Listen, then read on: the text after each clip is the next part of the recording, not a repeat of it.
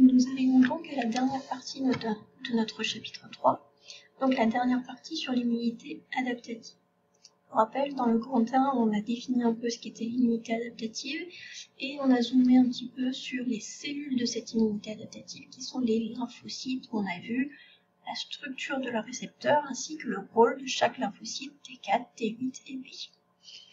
Dans le grand 2, nous avons vu qu'il y a une réelle coopération, une collaboration entre les cellules pour aller prévenir et déclencher cette immunité adaptative qui, je vous rappelle, n'est mise en place que si l'immunité innée, c'est-à-dire la réaction inflammatoire, échoue.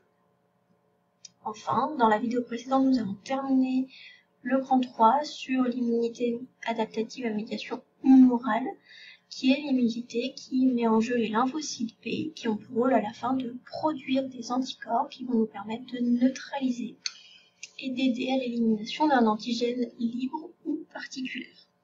On arrive donc à la dernière partie, l'immunité adaptative. Nous allons voir la deuxième partie de cette immunité adaptative qui est celle à médiation cellulaire. Alors avant toute chose, pourquoi on a une immunité adaptative à médiation cellulaire? Pourquoi la humorale ne suffit pas? Alors, il faut savoir que lorsqu'on a un virus ou une bactérie intracellulaire qui s'attaque à nous, alors là c'est un virus qui vous est présenté, le virus en fait entre dans la cellule, libère son matériel génétique et va ensuite forcer notre propre cellule à produire d'autres virus. Donc en fait il détourne la machinerie cellulaire de notre cellule à nous pour se multiplier. C'est comme ça qu'on va produire plein de nouveaux virus et que l'infection va se développer. Pour une bactérie, le principe est la même chose, la bactérie rentre et va se multiplier à l'intérieur de la cellule. Quel est l'avantage pour ces bactéries et ces virus-là? C'est que du coup, ils sont à l'intérieur de la cellule. Donc ils sont cachés, ils sont protégés par notre cellule. Or, on a dit précédemment que les anticorps, ça circulait dans le sang. Les anticorps ne sont pas capables de rentrer dans la cellule. Donc, les anticorps ne sont pas capables d'éliminer un virus lorsqu'il est à l'intérieur de la cellule. Et tant qu'il est à l'intérieur de la cellule, il va se multiplier, donc l'infection ne va pas être arrêtée. Donc, comment faire? C'est là qu'on a développé une deuxième immunité, qui est l'immunité adaptative cellulaire.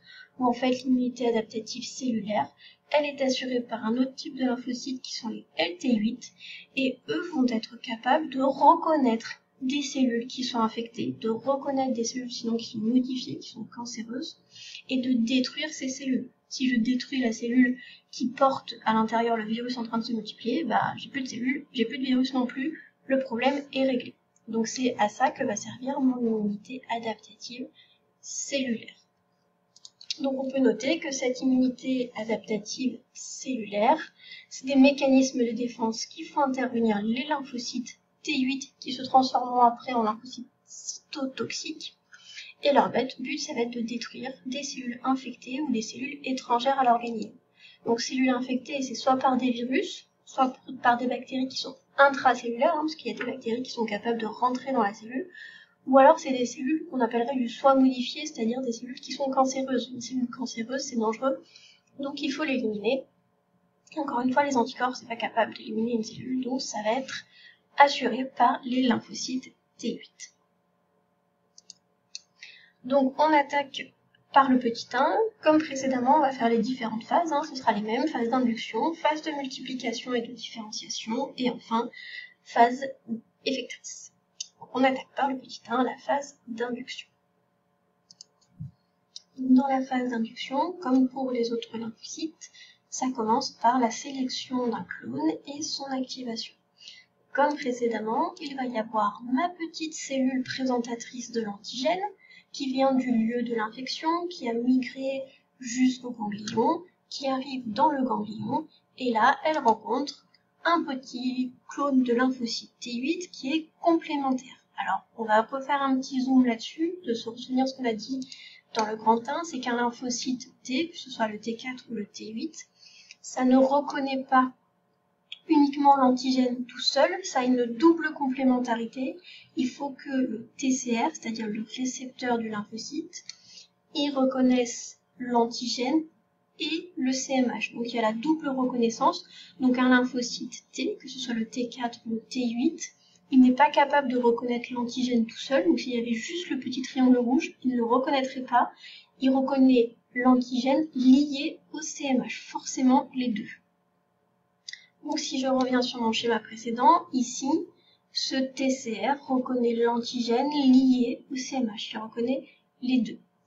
Quand il y a cette reconnaissance, il y a alors fixation, ce qui va activer le LT8. Cependant, cette activation n'est pas nécessaire pour déclencher la prochaine phase de manière totalement efficace.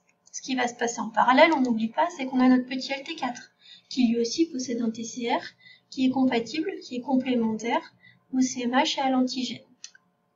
Ce petit LT4 est aussi activé, se multiplie, se différencie et va alors produire de l'interleukine 2. Cette interleukine, comme d'habitude, va stimuler le LT4, qui va alors se multiplier beaucoup plus vite et être beaucoup plus efficace, mais va également stimuler le LT8. Et là, le LT8 est totalement activé.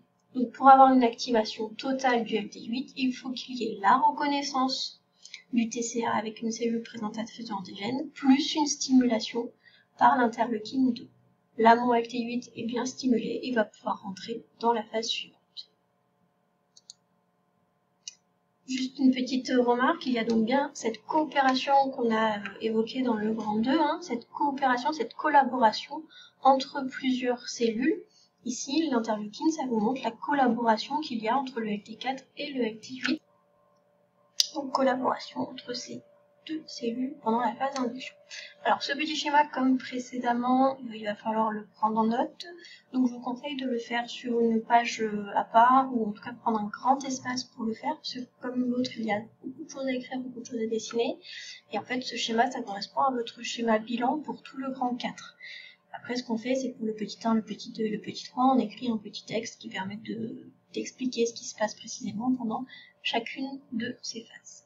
Donc, le petit texte pour le petit 1, qui est donc au début de la réaction immunitaire. RI, c'est pour réaction immunitaire à médiation cellulaire. La première chose, j'ai reconnaissance et fixation de l'antigène. Attention, cet antigène n'est pas libre, il n'est pas tout seul, il est forcément porté par une cellule présentatrice de l'antigène. CPA, c'est cellule présentatrice de l'antigène. Donc j'ai reconnaissance et fixation de cet antigène porté par les CPA par un LT8 qui est spécifique à cet antigène. Il ne reconnaît que celui-là, il n'est pas capable d'en reconnaître un autre. Le LT8 est alors sélectionné. Cependant, cette sélection n'est pas suffisante pour qu'il soit totalement activé. Pour pouvoir poursuivre la réaction immunitaire, ce LT8 doit être totalement activé par la stimulation par l'interleukine. Et l'interleukine, on se souvient que c'est une molécule qui est sécrétée par les LT4 ou les LT auxiliaires une fois que eux aussi ont été activés grâce à l'antigène porté par une cellule présentatrice de l'antigène.